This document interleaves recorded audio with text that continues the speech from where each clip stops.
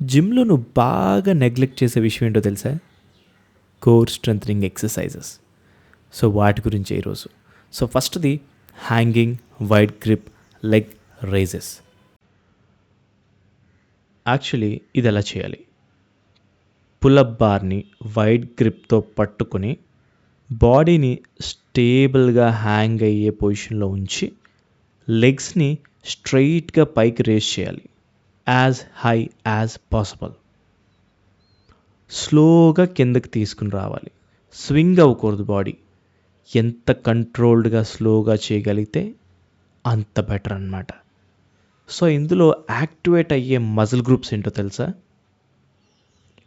ఫస్ట్‌ది lower abs, తర్వాత upper abs, hip flexors, next added బోనస్గా గ్రిప్ అండ్ ఫోర్ ఆర్మ్స్ కూడా పెరుగుతాయి. డెస్క్ జాబ్ చేసే వాళ్ళకి చాలా చాలా ఇంపార్టెంట్ ఇవి. సిట్టింగ్ వల్ల వీక్ అయిన లోవర్ యాబ్స్ స్ట్రాంగ్ అవుతాయి. బెలీ ఫ్యాట్ కంట్రోల్ చేసుకోవడానికి ఇది చాలా హెల్ప్ చేస్తుంది. కోర్ స్ట్రాంగ్ అవుతుంది, బ్యాక్ పెయిన్ తగ్గుతుంది, పోస్చర్ ఇంప్రూవ్ అవుతుంది. జనరల్గా కామన్ మిస్టేక్స్ ఏంటంటే స్వింగింగ్ బాడీ. సో పైకి ఎత్తాక కిందకి దించినప్పుడు బాడీ ముందుకి వెనక్కి ఇక ఇప్పుడు ఊగుతున్నాం కదా, ఉయ్యాల్లో ఊగుతుంది అనమాట. సో ఇంకోటి ఏంటంటే నీస్ బెండ్ చేయడం, నెక్స్ట్ హాఫ్ రైజెస్. అంటే మనం మూడో సెట్కి వచ్చేటట్టుగా హాఫ్ రైజ్, ఇప్పుడు ఆల్రెడీ హాఫ్ రైజెస్ అయిపోయినట్టు ఆల్మోస్ట్, అంతకుమించి ఎత్తలేకపోతున్నాను. ఓకే, నెక్స్ట్ ఇంకో మిస్టేక్ ఫాస్ట్గా చేయడం.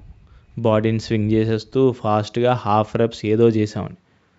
సో థర్డ్ సెట్ మేము కూడా బిగినర్సే కదా, చేయడానికి కొంచెం ఇబ్బందిగానే ఉంది. బాడీ స్వింగ్ అవుతుంది, కంట్రోల్గా దింపలేకపోతున్నాం. అండ్ యాక్చువల్లీ చెప్పాలంటే అవి పట్టుకుని హ్యాంగ్ చేయడమే చాలా కష్టంగా ఉంది. సో ఫస్ట్ మేము హ్యాంగింగ్ డైలీ చేయాలని ఫిక్స్ అయ్యాం. అండ్ డైలీ ఎక్సర్సైజ్ అట్లీస్ట్ ఒక 10 reps చేయాలనుకుంటున్నా. సో నెక్స్ట్ది డ్రాగన్ ఫ్లాగ్. ఇది Bruce Lee level bro, next level movie ఇది. సో ఖచ్చితంగా ఈ మూవీకి రెస్పెక్ట్ ఇవ్వాల్సిందే. ఇది ఎలా చేయాలో తెలుసా? బెంచ్ మీద లేదా ఫ్లోర్ మీద పడుకుని హెడ్ పక్కన సపోర్ట్ పెట్టుకుని హ్యాండ్స్తో and only your shoulders only touch with the floor or the bench. నీ షోల్డర్స్ మాత్రమే టచ్ అవుతాయి. స్లోగా కిందకి నీ లెగ్స్ని దింపాలి. ఎంత స్లోగా దింపితే నువ్వు అంత కిర్రాకని అర్థం. అంటే బ్రూస్లీకి దగ్గరగా వెళ్తున్నావు అనమాట. గుర్తుంచుకో, బాడీ స్ట్రైట్ లైన్లో ఉండాలి. ఇది అంత సింపుల్ టాస్క్ అయితే కాదు బ్రో. వీఆర్ ట్రయింగ్ స్లోగా, but certain point of time drop చేయాల్సి వస్తుంది. సో ఇందులో యాక్చువల్గా ఇన్వాల్వ్ అయ్యే మజిల్స్ ఫుల్ కోర్ ఇన్వాల్వ్ అయి ఉంటుంది. అంటే అప్పర్ యాబ్స్, లోవర్ యాబ్స్ కూడా, ఆబ్లిక్స్ కూడా ఇన్వాల్వ్ అయి ఉంటాయి. అండ్ లోవర్ బ్యాక్ స్టెబిలైజర్స్, మీ గ్లూట్స్. సో కోర్ కిర్రాక్గా పనిచేయాలంటే బ్రూస్లీ లెవెల్ మూవీది ఖచ్చితంగా చేయండి. సో దీనివల్ల బెనిఫిట్స్ చూద్దామా? Full core strength, spine support అదిరిపోద్ది. ఇవి చేశారంటే స్పైన్ ఇష్యూస్ తగ్గుతాయి. నెక్స్ట్ బ్యాక్ పెయిన్ రిస్క్ తగ్గుతుంది, బాడీ కంట్రోల్లో ఉంటుంది, స్టెబిలిటీ ఇంప్రూవ్ అవుతుంది, అడ్వాన్స్డ్ స్ట్రెంగ్త్ బిల్డ్ అవుతుంది. జనరల్గా రెగ్యులర్గా జిమ్లో చేయడం మీరైతే చూసుండ్రని నేను అనుకుంటున్నా. సో కామన్ మిస్టేక్స్ చూద్దాం.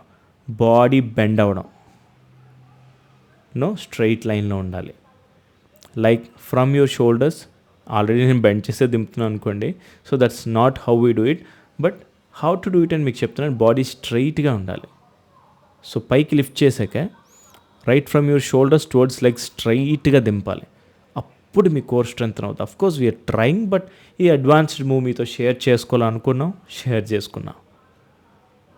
సో మొమెంటంతో చేయొద్దు, నెక్ స్ట్రెయిన్ అవ్వకుండా చూసుకోండి, ఫాస్ట్గా డ్రాప్ అవ్వద్దు, స్లోగా ఇంప్రూవ్ అవుదాం. సో ఫస్ట్ అయితే ట్రై చేస్తున్నాం కదా. సో కొంచెం ఎంకరేజ్ చేయండి, సబ్స్క్రైబ్ చేయండి, షేర్ చేయండి, లైక్ చేయండి. అండ్ ఇలాంటి నెక్స్ట్ లెవెల్ మూవ్స్ ఇంకా చాలానే చెప్తాం ఫ్యూచర్లో. డ్రాగన్ ఫ్లాగ్ కంప్లీట్ చేస్తే నీ కోర్ స్ట్రెంగ్త్ లెవెల్ వేరే లెవెల్.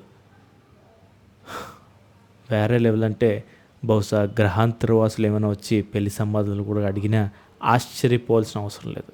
బ్రూస్లీ లెవెల్ కదా. Last but not the least, third exercise wood choppers. So ఫ్లాటే ప్రిఫర్ చేస్తాను. యాక్చువల్లీ ఇది హై టు లో చేయొచ్చు, పుల్లి లో టు హై చేయొచ్చు, ఫ్లాట్ చేయొచ్చు. మనం ఇప్పుడైతే ఫ్లాట్ చేస్తున్నాం, అంటే షోల్డర్ లెవెల్లో. కేబుల్ ఇది ఎలా చేయాలి? కేబుల్ మెషిన్ సైడ్లో నిలబెట్టి హ్యాండిల్ని ఫ్లాట్గా పుల్ చేసి కోర్ని ట్విస్ట్ చేస్తూ మూమెంట్ కంప్లీట్ చేయాలి. కోర్ని ట్విస్ట్ చేయాలి. Not just your shoulders, just your hands, but you have to twist your core. So చేసిన తర్వాత కంట్రోల్డ్గా రివర్స్ చేయాలి. ఇక్కడ స్పీడ్ ఏమాత్రం ముఖ్యం కాదు, చాలా స్లోగా కంట్రోల్డ్గా చేయండి. ఇక్కడ యాక్టివేట్ అయ్యే muscles obliques, abs, shoulders and core stabilisers. So desk job చేసే వాళ్ళకి బెనిఫిట్స్ చెప్తాను, వినండి. సైడ్ బెల్లీ ఫ్యాట్ తగ్గడానికి దోహదపడుతుంది. ట్విస్టింగ్ స్ట్రెంగ్త్ ఇంప్రూవ్ అవుతుంది. స్పైన్ మొబిలిటీ ఇంక్రీజ్ అవుతుంది. డైలీ మూమెంట్స్ ఈజీ అవుతాయి. కామన్ మిస్టేక్స్ చెప్పనా?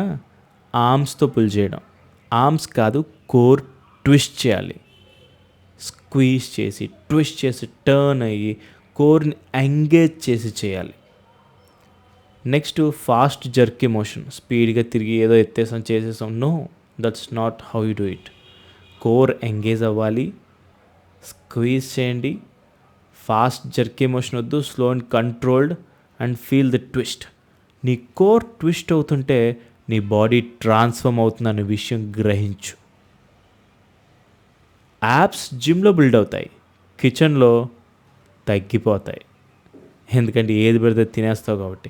సో కోరు, యాబ్స్ ఇవి స్ట్రెంగ్త్ అవ్వాలి అంటే నువ్వు ఏది పెడితే తినకు. కోర్ స్ట్రాంగ్ అయితే బాడీ స్ట్రాంగ్ ఆటోమేటిక్గా అవుతుంది. నువ్వు పెయిన్ని టాలరేట్ చేస్తేనే సిక్స్ ప్యాక్ని సెలబ్రేట్ చేసుకుంటావు. సో ఈ 3 ఎక్సర్సైజెస్ కంబైన్ చేస్తే lower abs, full core, obliques, కంప్లీట్గా యాప్స్ డెవలప్మెంట్ నువ్వు చూస్తావు. ఏంటి ఈ వేళైతే అద్దరిపోయాయి బ్రో. ఈ మూవ్స్ ట్రై చేసి చూడు. నీ యాప్స్ నెక్స్ట్ లెవెల్కి వెళ్ళకపోతే నన్ను అడుగు, because I am able to see.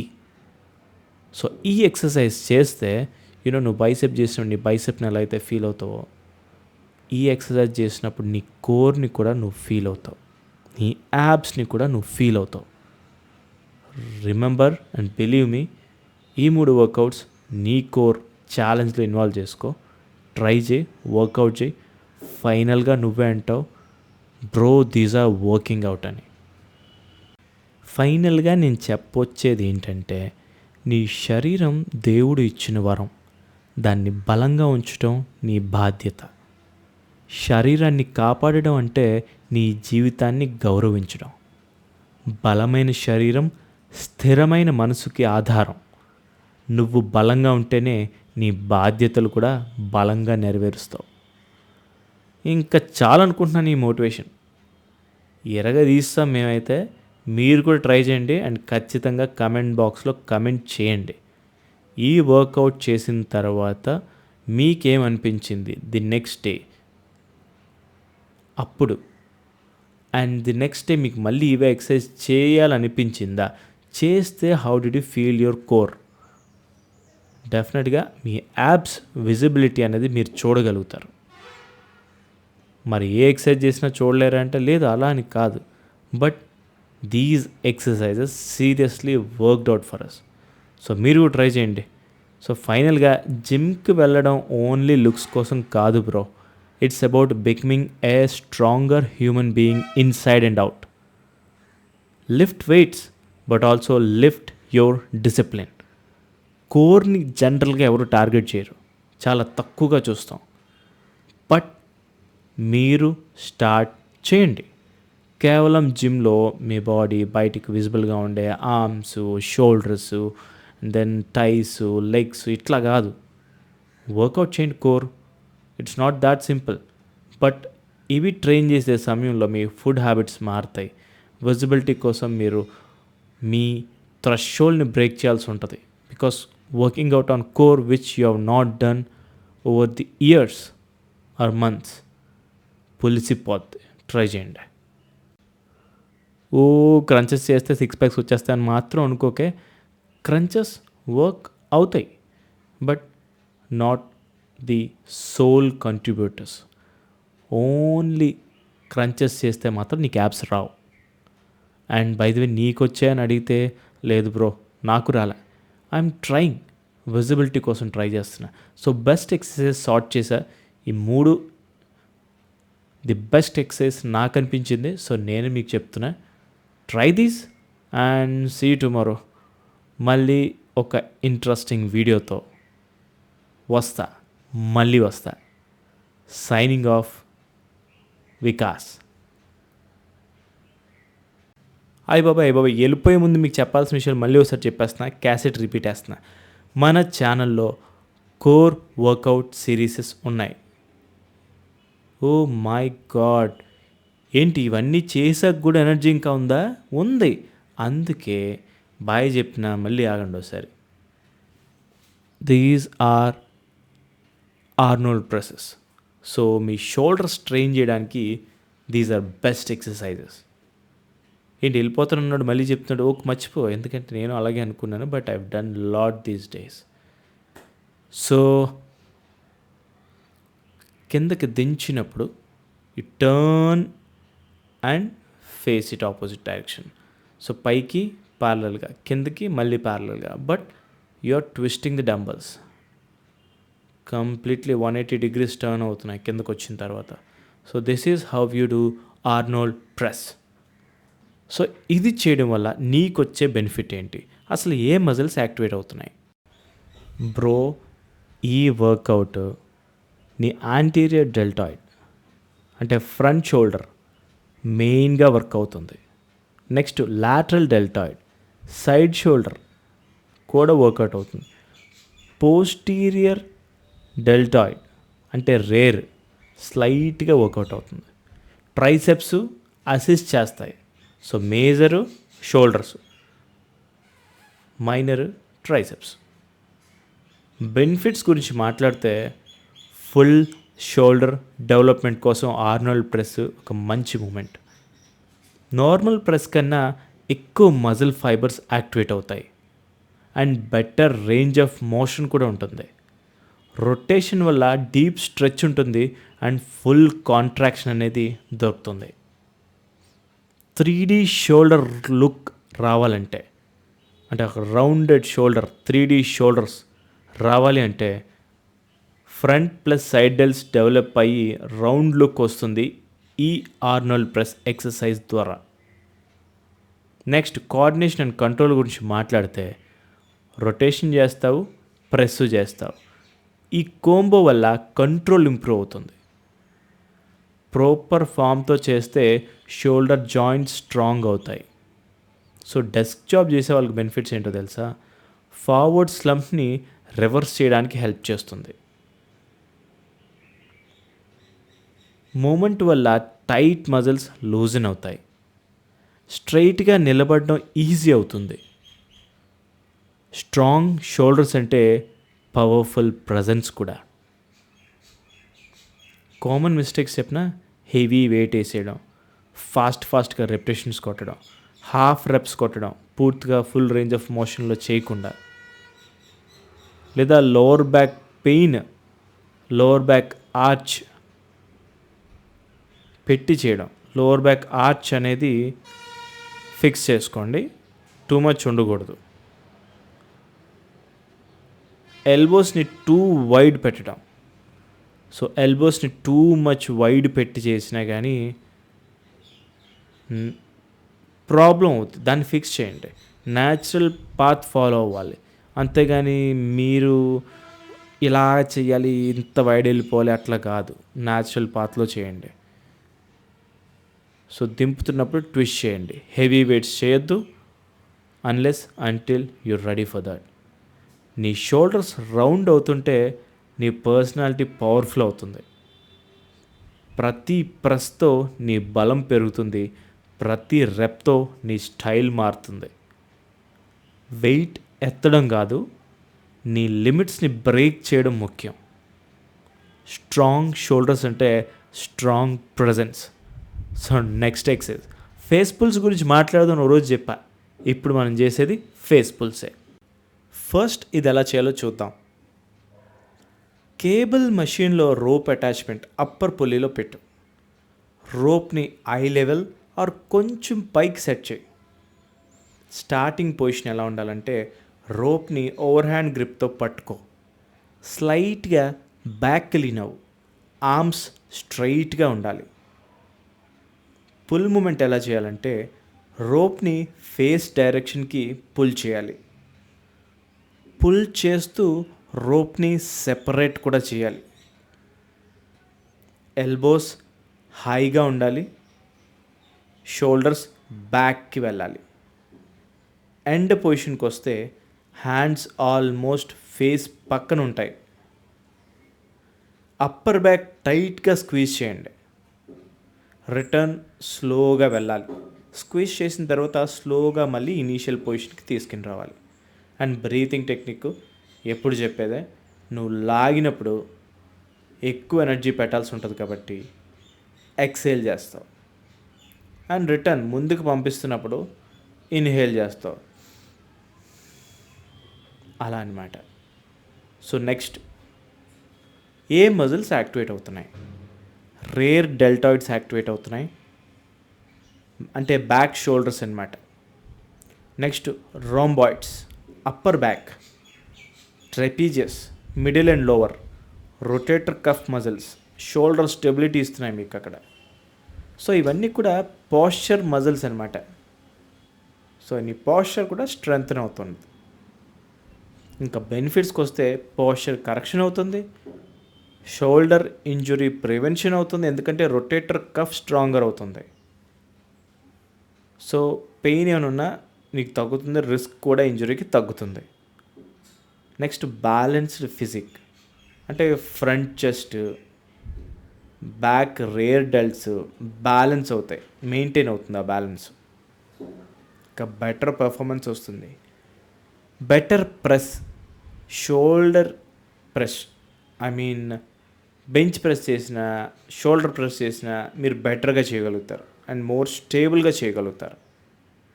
Next neck and shoulder tension అని ఉందనుకోండి, అది రిలీవ్ అవుతుంది.